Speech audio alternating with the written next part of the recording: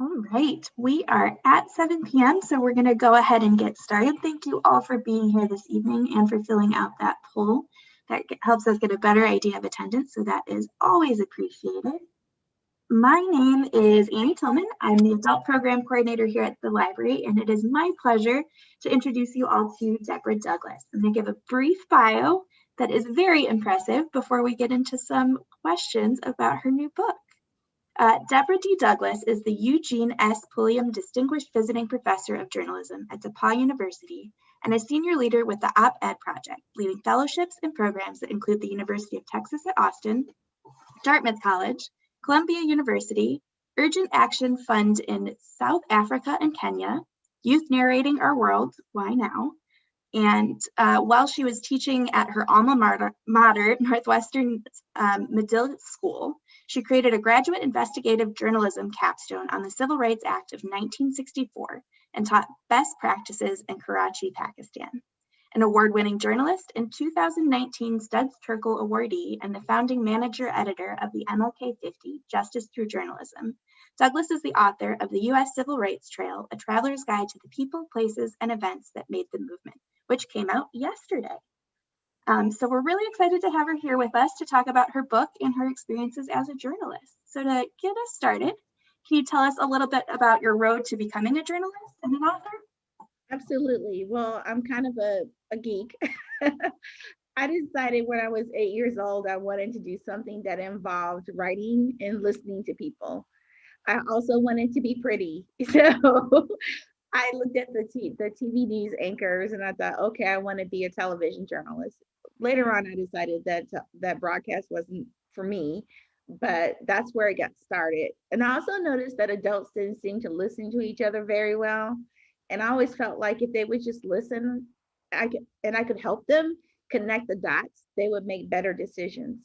So that's how I ended up becoming a journalist.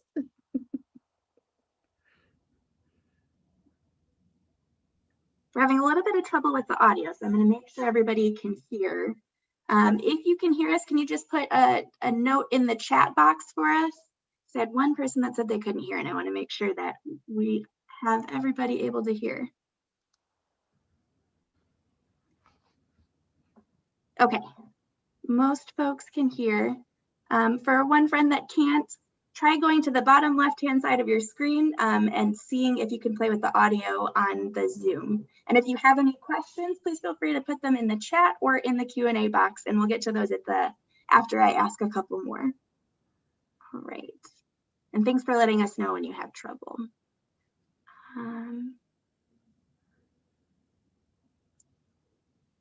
So can you tell us a little bit more about the MLK 50 project and how that connected with your work on the book potentially? Sure. So up until this summer, I was the founding managing editor of MLK 50 Justice Through Journalism, MLK50.com, based in Memphis, Tennessee. And so my friend Wendy C. Thomas, she was a longtime columnist in Memphis, working for the paper of record, an assistant managing editor there.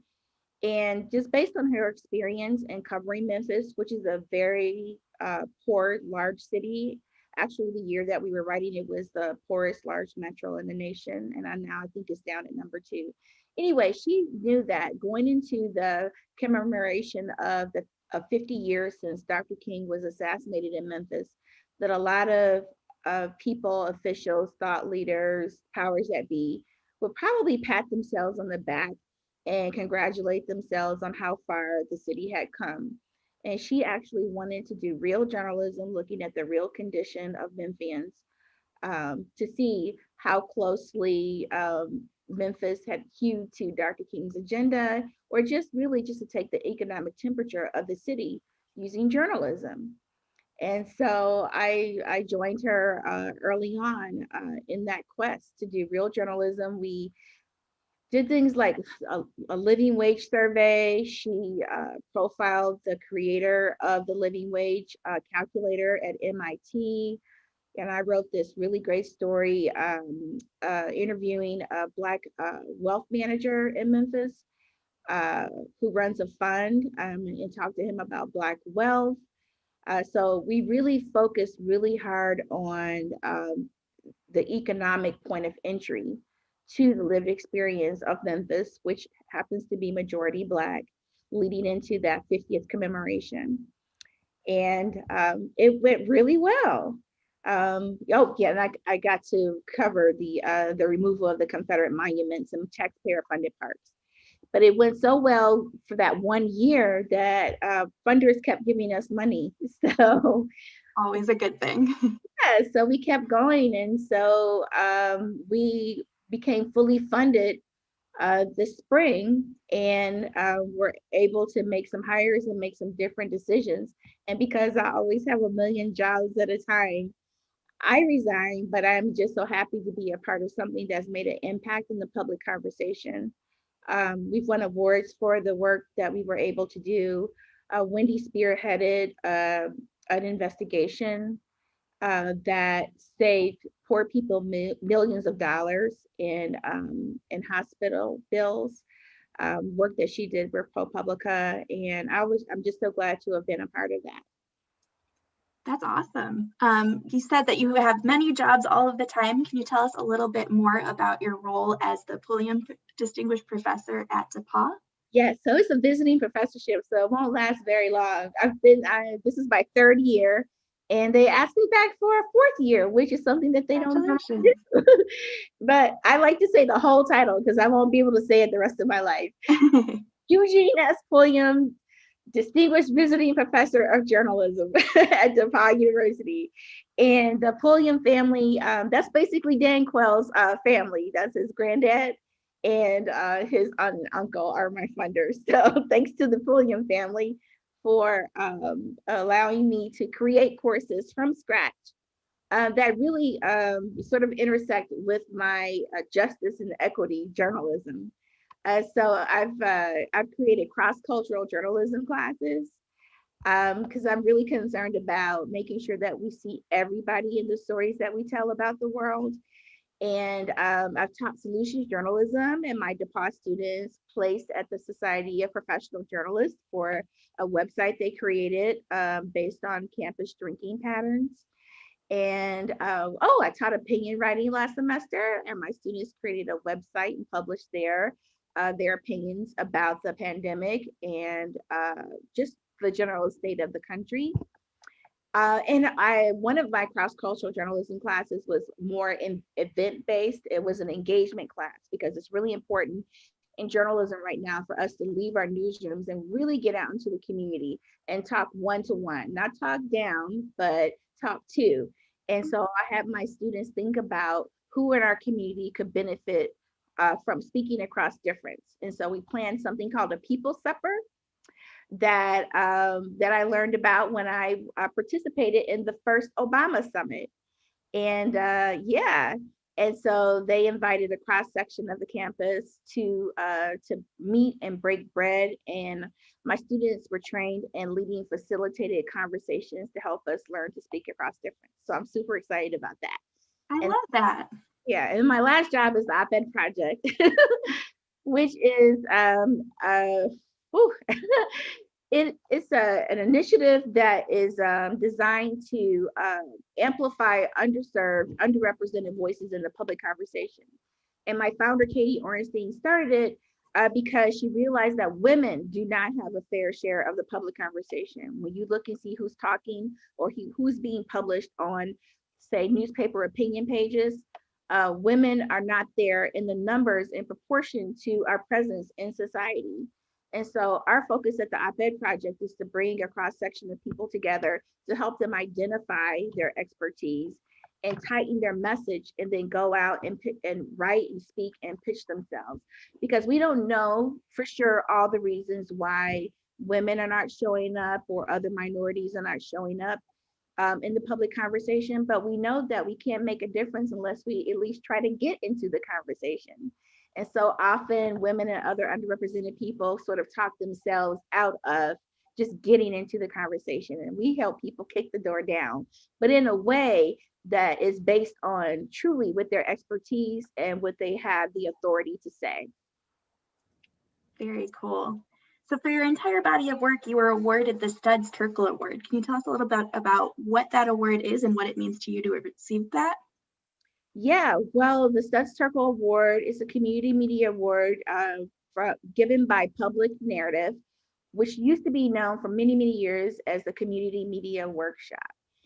And to me and my friends in journalism, I don't know if everybody feels this way. I feel like it's the most important journalism award that you can get in Chicago journalism. I look at it as sort of like a people's Pulitzer because it really rewards people for uplifting people and doing journalism that matters in the lives of everyday people, like Studs Turkle would have done.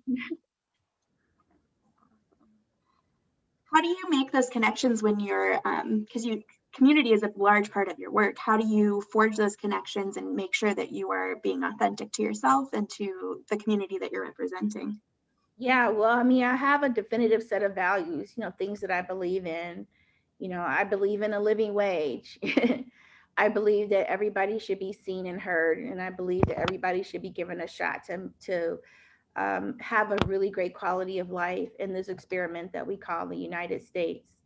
And so really not to be like sappy or anything, but it's really just a love for people, all people. I am not impressed by established power. I believe in the power of the everyday person. And part of the reason why I was excited to write this book is because growing up, I read about and heard about the civil rights movement. And, I could locate myself in that story, in that as a little Black girl, I could develop an idea of what I wanted to be and be pretty sure that I could achieve those things because of all these people who had done all this work to make the world more fair. Now, it's not always fair, and I do know that there are a lot of structural issues that we need to address, but that's what drove me early on. I was going to ask, how did your experience as a journalist and professor, as well as just a human, influence your approach to the Civil Rights Trail book and why you wrote it? Well, it's funny because I was born in Chicago on the West Side. I am a product of parents who are a part of the Great Migration. My mother grew up in Tennessee, and my father grew up in Mississippi. And my father ran a business on the West Side in Austin. He ran a body shop, and his first cousin was his partner, and their other cousins worked at the shop. And whenever young men would come up looking for an opportunity, a lot of times my father's shop was where they got their first opportunity to succeed in Chicago. So this was always a part of my story. When my parents split, my mom moved to Detroit. And so I actually started school, kindergarten, post uprising Detroit. So I had a lot of radical teachers. I had this like radical Pan African teacher. We called her Miss Smith when I was young, but she has since changed her name to Dijanaba Abubakari, and I've sat and spoken with her in the past couple of years.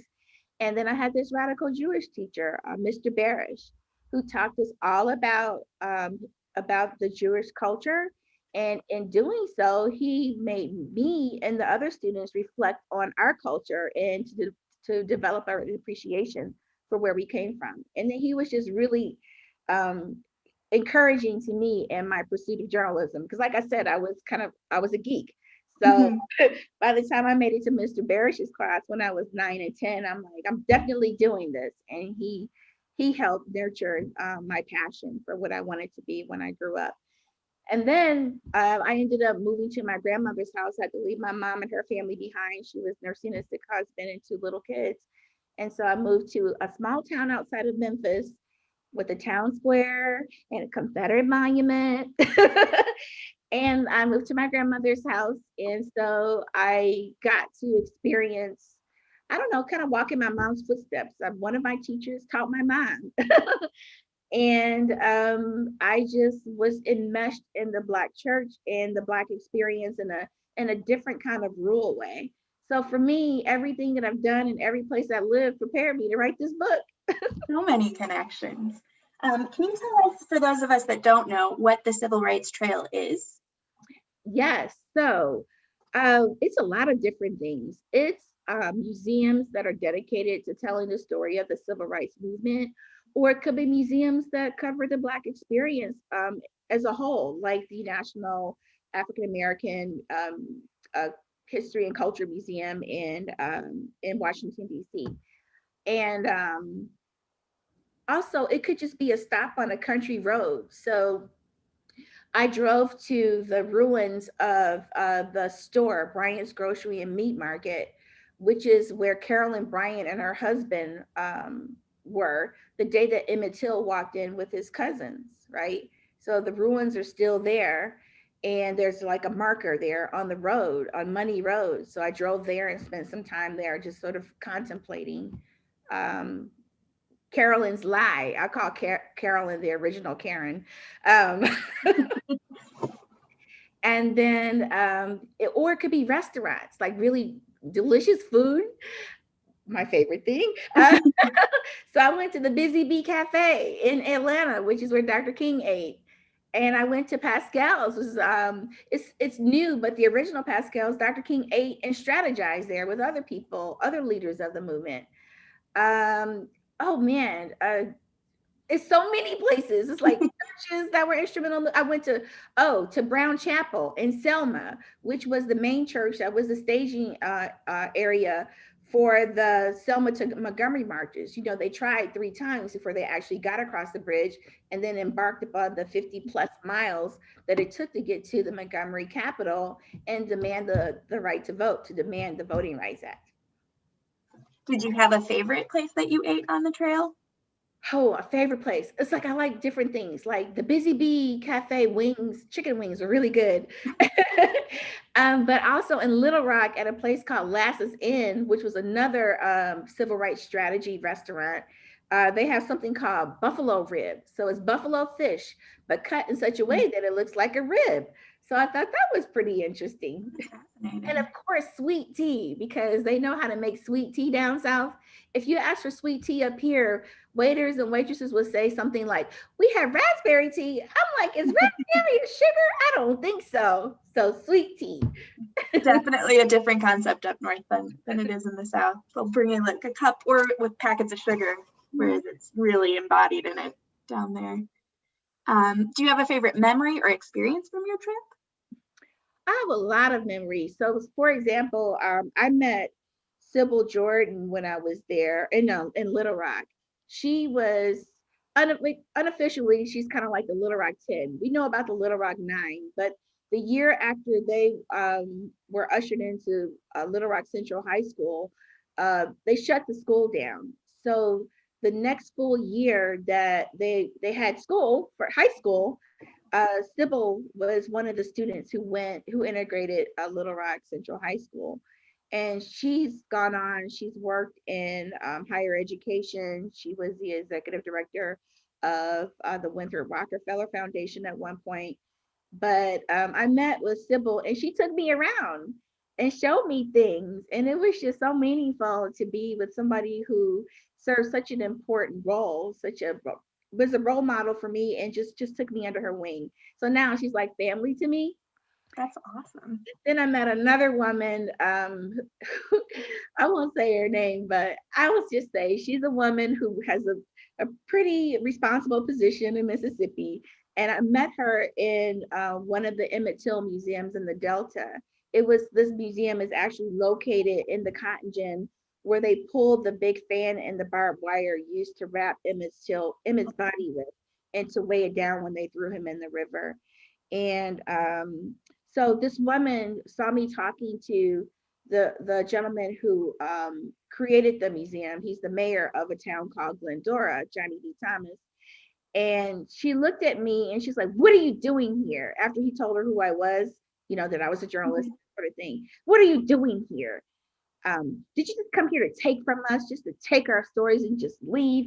So she thought I was doing what a lot of journalists do, or a lot of journalism organizations do, which is helicopter journalism. You just drop down, you just go take the story, and then you just leave. You don't deposit anything positive back into the community or ever look back, at the people. And so I just didn't let her throw me off my game. Because first of all, it's Mississippi. My family is not from the Delta. They're from Central Mississippi, outside of Jackson. And I started my career there. I covered Mississippi, my area, for about 3 years at the beginning of my career. I was home, so she could talk to me like a crazy person if she wanted to. Mm-hmm. I just didn't buy it. So I just told her who I was, told her that I really respected the story, told her that I wanted to get it right, told her that I'd like to get her name and her contact information because that way she could keep me honest.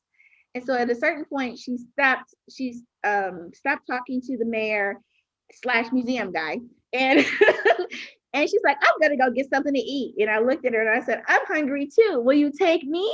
So I ended up following her to one of the restaurants that I wanted to eat at to research anyway. And we sat down, her and another woman who was a plaintiff in a 1970 civil rights case that went to the Supreme Court. We sat and we ate and had the greatest time, and now we're friends. That's an incredible experience to learn both from like the generalized institutionalized part of the trail, but also from the local people. Right. There's two sides to every story. Mm-hmm. So what kind of research did you do? Was most of it behind the scenes or boots on the ground like you were just describing? I did a lot of pre-research and I tried to make contact with as many individuals ahead of time as possible. Because I just find as a journalist, sometimes it's better if people know you're coming. Sometimes not, but sometimes it is. If people know that you're coming. So I did that, and I had these massive spreadsheets that I filled out of everything, where I'm going, what category it's in, who's the contact person, the address, phone number, website, the whole thing. So that I was very, very organized. I had these sheets of paper, and I just, just really just went around and checked off my list, and then left room for serendipity to have those kind of like interactions with people that you meet along the way. Yes, I was really organized. This book ended up being more of a history book and a civics book than I thought, and I think probably that my editor thought. We just had this like travel guide idea, and I'm like, no, this is a history book. So like there were certain times where I went into the weeds just validating facts because some very credible sources may have different dates for things. And I'm like, okay, what really happened? Sometimes it could be a date that's written down as a mistake, but as a journalist, I have come to know sometimes things are written wrong because there's an agenda. So I was very careful to take my time validating, which probably just drove my editor nuts. But but I did. And I also interviewed a lot of people who were involved in the movement because I wanted to match up the written word with their recollections also. And I wanted to include their voices. I wanted to, show them the level of respect by just, giving them a platform. And a lot of them are older. So, they may not be around for that much longer. Yeah. And I wanted to speak to them and just regard their humanity and tribute. So it sounds like your journalism career really influenced the way that you wrote this book. Are there any other similarities or differences between authorship and being a journalist? Well, I mean, you have to get really good at speaking to strangers. So like Deborah, the regular everyday person, is very thin-skinned and kind of shy, kind of introverted. But like when I donned my identity as a journalist, kind of like Wonder Woman, then I turned into a different person who's unafraid to just, talk to strangers and unafraid to push or figure out the right point of entry to get people to emote in the way that will really open them up so I can get the real good stuff. Yes. Excellent. We did get our first patron question. Is there a beginning and an end to the trail? And what was the deciding factor for where you went? Yes, there's a beginning, and I should probably memorize that. I forget what it is, but I know it goes as far west as Kansas and as far south as Louisiana. And there are new sites being added to the official trail that only became official in 2018. Wow. Yes, it was a collection of Southern travel bureaus that got together, and some of the people who are on the committee making the decision were like formerly work with the Department of Interior, people like that. So all the best minds got together and said, we're operating in silos, but this is a really good cohesive story that we should tell. So so the new sites are being added all the time. I decided, I had to make a decision because there wasn't a budget to go everywhere. And also just to kind of meet my deadline, I couldn't, because I had like 2 or 3 day jobs. So Washington, because everything goes to Washington, right? you end up at the Supreme Court. We decided who we were in Washington, D.C., right? I decided Charleston because, you know, I really focus on labor there with the cigar factory strike, but I chose Charleston because it's foundational. I had to open up a little bit to talk a little bit about enslavement in order to, you know, like cycle forward to talk about the movement. Like, how did we get here in the first place? And Charleston was one of the biggest ports for importing enslaved Africans. So Charleston was important for that. Yeah. Atlanta is foundational, because of Dr. King. That's where he grew up, but also it's like home of one of the influential student movements, right? I mean, there are lots of things about Atlanta, but those are a couple things. Birmingham, I'm in Montgomery. Okay, so Montgomery is important because Dr. King, you know, that this is when he comes on the scene with the bus boycott with Rosa Parks. You know, he's a young man. He didn't even like volunteer to lead. They picked him, and so he's, you know, he's thrust into the limelight, and so that begins that story. That's why Montgomery's important. Rosa Parks is important. The story of all the people who got together to make that a success is important. Birmingham is important because a lot of the images that we see when we see the movement, you know, like the water hoses and the dogs, that's Birmingham. And that's where they leverage that animosity and leverage that tension to create that kind of imagery that made America change his mind, you know, to soften hearts. So that's why I chose Birmingham. Little Rock early on, you know, it's an early success. So that was really important. Memphis, because that's where Dr. King was assassinated. Nashville is important because of the Nashville student movement. It was the first city in the South to begin the process of desegregating public accommodations. That's where Diane Nash was a leader of the students, but where James Lawson actually introduced those students, James Lawson and others introduced those students to nonviolent techniques. And they were just a little bit behind the students in North Carolina, because they were training for nonviolent resistance, whereas the kids in North Carolina, the four male students who sat in at Woolworths, just sort of did what they did, whereas, you know, the other people were training. But this movement, the student movement, the student sit-ins, it just went like wildfire. You know, they were just, and then the Student Nonviolent Coordinating Committee was pulled together, you know. So that's why Raleigh is important in the book. It's very specific reason. Emmett Till is really important. You know, the Delta is important because his torture and his murder was a catalyst for the modern day civil rights movement, which I argue has evolved into the modern day Black Lives Matter movement. And Jackson is just critical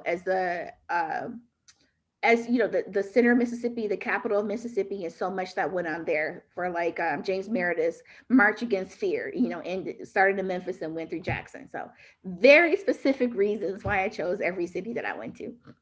Love that. And when you were talking about Birmingham, you mentioned the imagery that we see. And you and I had an interesting conversation before we got started this evening about the images of the civil rights movement. Do you want to elaborate a little bit more?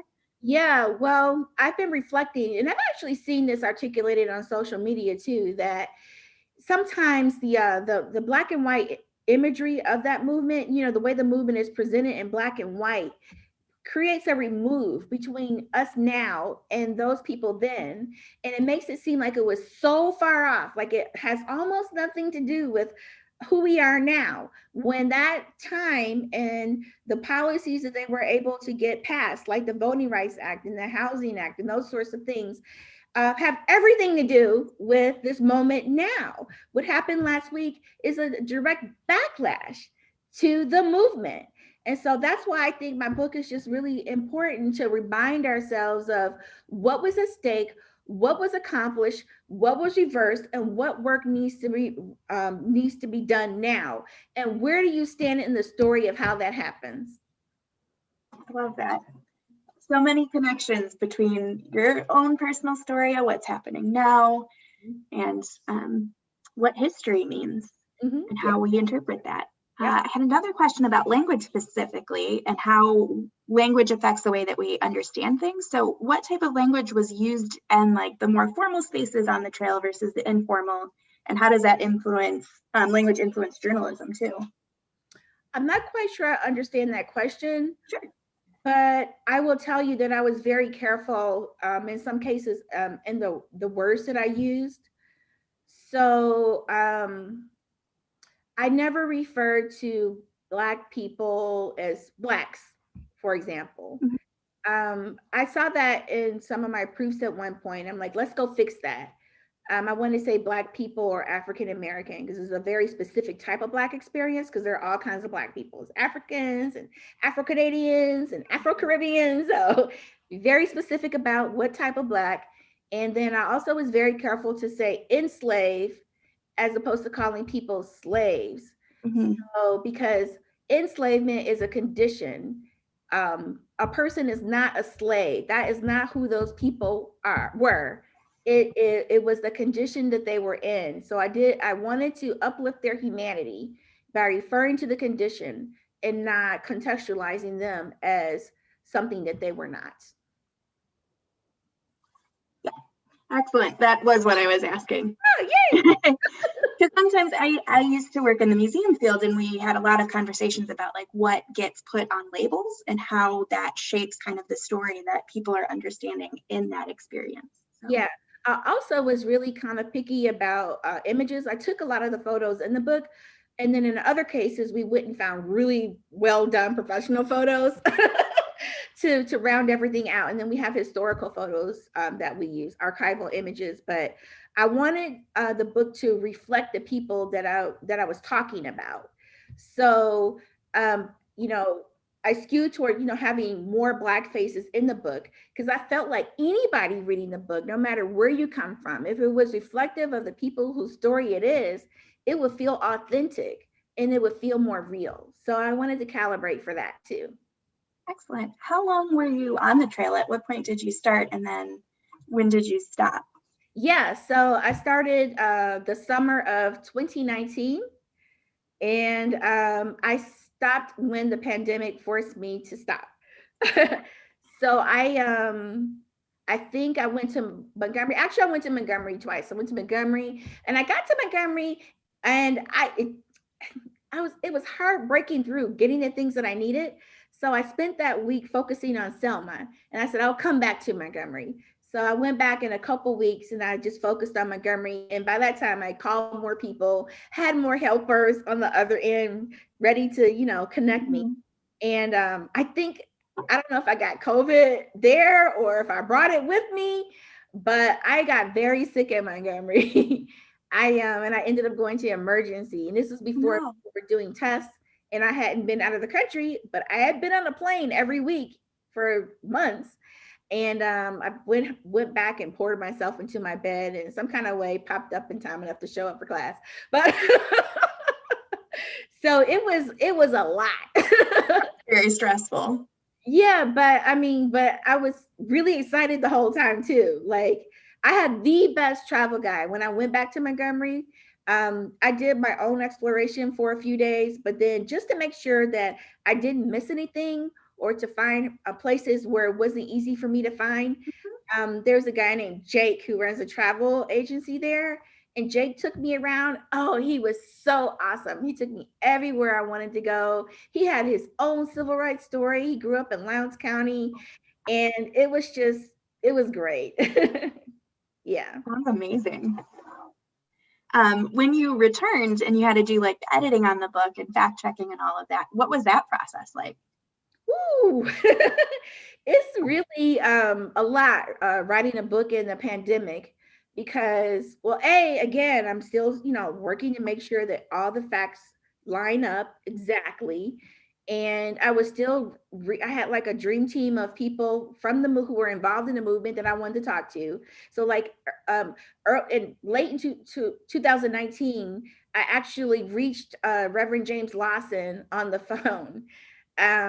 And I was on a layover and it was like 9:00 Eastern, but he's in California. He's like, you want to talk now? He's like, no, not now. But I'm like, I'll talk to you anytime. I'm on a layover.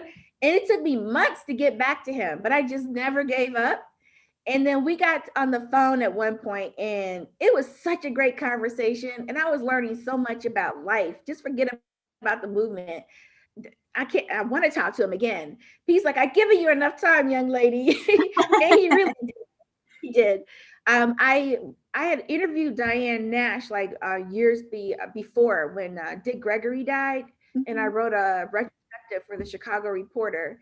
And so I reached out to her for months and months, and my goal was just to never give up. I was trying to think of like journalists that I really admire and respect. And I'm like, well, how did they get the story? They never gave up. So I wouldn't give up. So I called and I emailed, I tried to space it out so I didn't look like a stalker. But but one day out of the blue, she called me, and like she was like just so on and just like ready to rock and roll. So it was really important for me to keep reaching out and getting the stories of people. I talked to Elizabeth Eckford. I couldn't get to her when I was in Little Rock, but again, I didn't give up.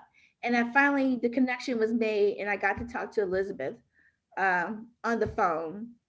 And then there was just the clackety clack clack clack of the actual writing of the thing. And I ended up in an arm brace at one point because, at the time I was managing an online news outlet and teaching. And I was writing the cover story for this magazine at Harvard. But but I was happily busy. And my mom supported me and went and bought me Starbucks every day. I love that. What a nice mom. We did get another patron question. So you took a very long trip, but if someone were to only have 7 to 10 days to go through the trail, where would you recommend that they visit? Absolutely. So actually I create itineraries in this book so that you can take like weekend trips, or you can connect a couple of cities at a time. And actually the official US Civil Rights Trail, I think it's just uscivilrightstrail.com, allows you to go on and click a button to allow you to connect your trip and to print out a map that gives you directions on how to get to places. But I also have a map that's actually at the back of my book. I put together a map. There it is. Yep, and I have itineraries in the book. So, I would say like think about where you want to go. So like if you go to Memphis, you go to the National Civil Rights Museum in Memphis and have a good time there, and go get some of those fruity slushy drinks on Beale Street with alcohol in it. And then you could easily like dive into the Delta. It's like an hour and a half, 2-hour drive to get into the Delta and get around the Delta. And then you can zip back to Memphis. I've done the 3-hour drive from Memphis to Jackson many times with my family. So, you could go from Memphis to Jackson, or you could go Memphis to Nashville. It's pretty easy, or Memphis to Little Rock. If you're in Alabama, you could hit Montgomery and Birmingham. It's like, these compact. And then since you're in Alabama, I ended up not going to Tuscaloosa, but, there are some sites in Tuscaloosa that you can go to. If you're in Atlanta, I think of Atlanta as sort of like just being in Atlanta. There's just so much to do there.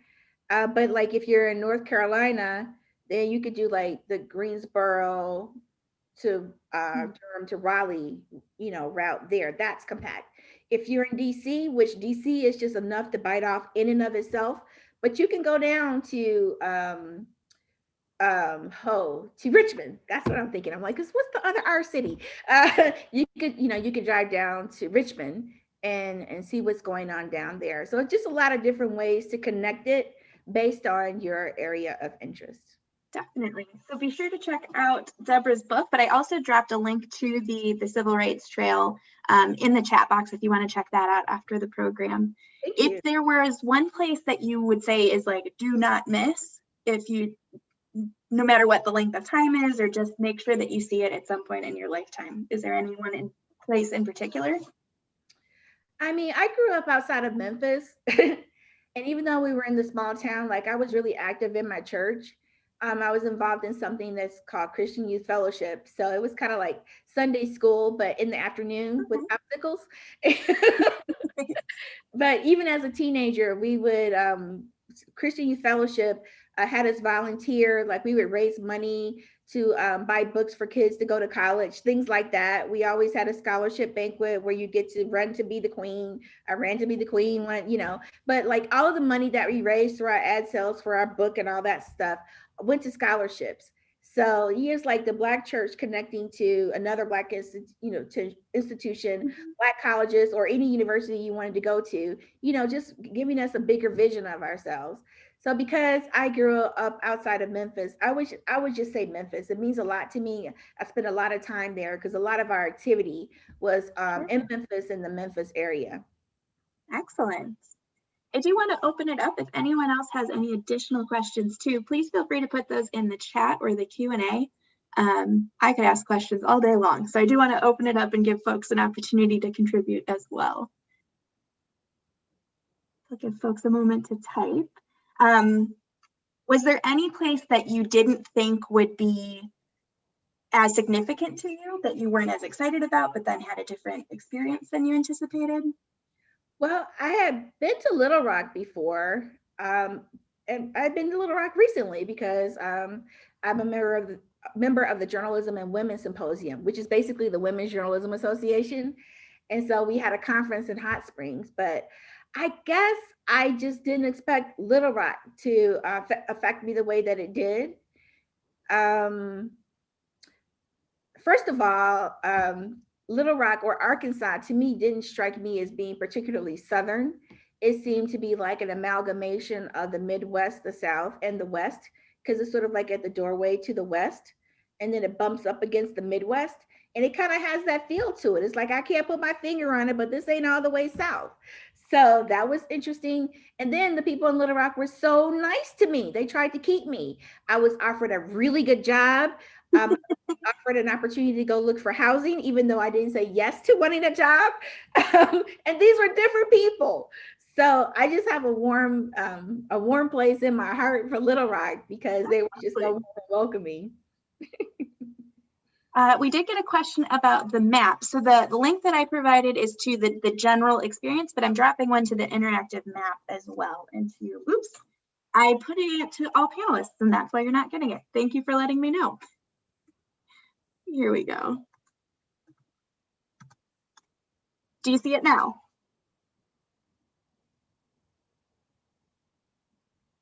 Oh, here we've got a comment. My parents always mentioned Pascals as part of the oral history. They said it was a small motel that they stayed in while driving to Thomasville, Georgia. They even received postcards for years from that motel. I'm loving this presentation. Oh, thank you. Yes, at one point it was a, what do they call it, a motor lodge or something like that. One of those 60s words. Very cool. Was there any place else that was particularly significant to your story and like your connection to the Civil Rights Trail? Let me think. Well, my father's from Mississippi, and I spent like early years of my career in Mississippi. It wasn't on purpose. It's so randomly I was hired by Gannett, and I ended up not only moving to Mississippi but covering the county where my father's family was from. Yeah, I could be walking down the street around the town square and they go, "You're so-and-so's daughter." I'm like, well, by golly, I am.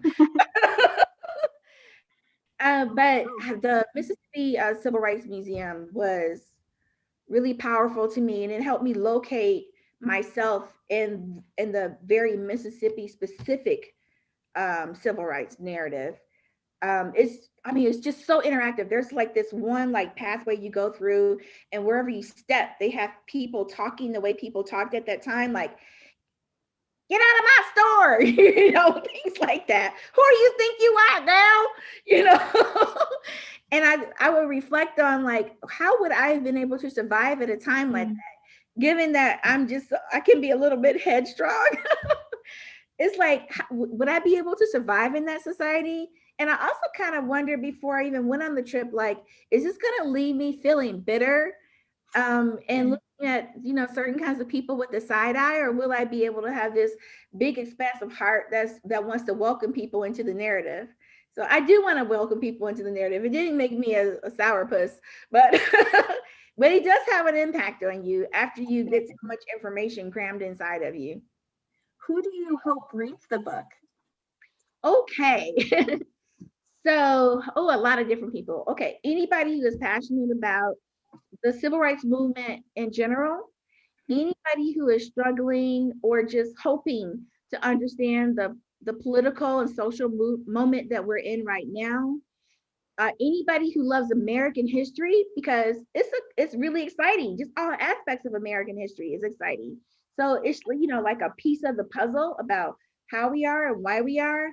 Um, I think that all kids should read my book. I met a lot of really cool kids, like tweens and teenagers on the road, like they were a part of like these bus trips to go visit the movement.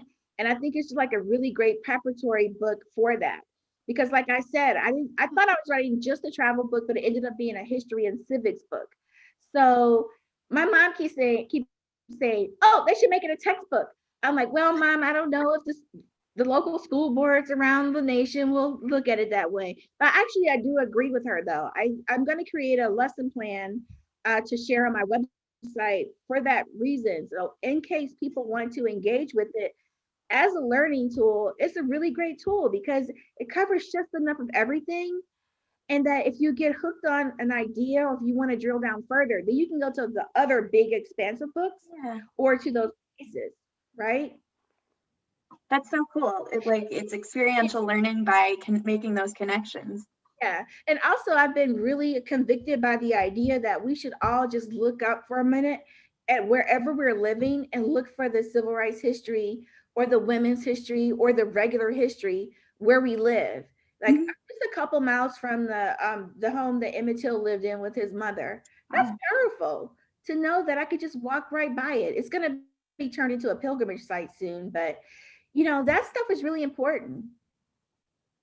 Are there any connections between, I know there's an Emmett Till connection with Chicago and the Great Migration. Are there more connections with the U.S. Civil Rights Movement or Trail with Chicago and our local history? Yes, so Diane Nash lives here, and she was a part of the Nashville movement, and she was a student leader of the Nashville movement. And she was also involved in coordinating the freedom rides. And she did some other stuff too. I mean, she's just amazing. And then the Reverend Jesse Jackson, he's headquartered here. I actually saw him on Saturday, and we took a selfie with my book. He was a young man at the time. He was in college, so this is where he starts to come into the picture, and he becomes more phenomenal as we move into the 70s, and through the 80s when he runs for president twice. But we get to locate the Reverend here, so he's here, and his beautiful family is here. So that was really exciting to me. Yes, I'm sure there are many other connections to Chicago, but yeah, definitely cool. Well, thank you so much for joining us, Deborah. I do want to open it up another time just in case anybody has any additional questions that they'd like to ask. Please feel free to drop those in the Q&A or the chat, and we'll read them aloud and take a look at them. This has been a really fun experience. I don't think we've done too many programs where it's an interview or learning about an author's book. So thank you so much for joining us and for being flexible and doing this with us. Thank you for having me. I looked at all the activities that the library hosts, and it's great to be in your town. If I were there, I would do everything. Yeah, we've got a very robust schedule. Speaking of which, I'm going to do a couple of plugs while we're waiting to see if anybody has any questions. You mentioned the dinner project that you did at DePauw with the students. We have something very similar that we're working on at the Schaumburg Library. We do living room conversations. The next one is scheduled for February 16th, and we're going to be talking about what community means and what those connections mean. Particularly for our own community in Schaumburg. So we would love to have you join us for that. And then on February 25th, I don't know that this one's posted on the calendar yet, so you're getting a sneak preview, but we will have freedom writer Thomas Armstrong, who is part of the civil rights movement, join us to give his own account of it. Yeah, I talked to some freedom writers too. And kids who were involved, who are foot soldiers, they call it the children in the movement. Yeah, I talked to them too. Excellent. Well, again, thank you so much. We're so excited to have you here, and best of luck with the book. I'm really excited to check it out from the library. I'll also drop a link to the catalog so that you can check it out as well, folks. Let me pull that up.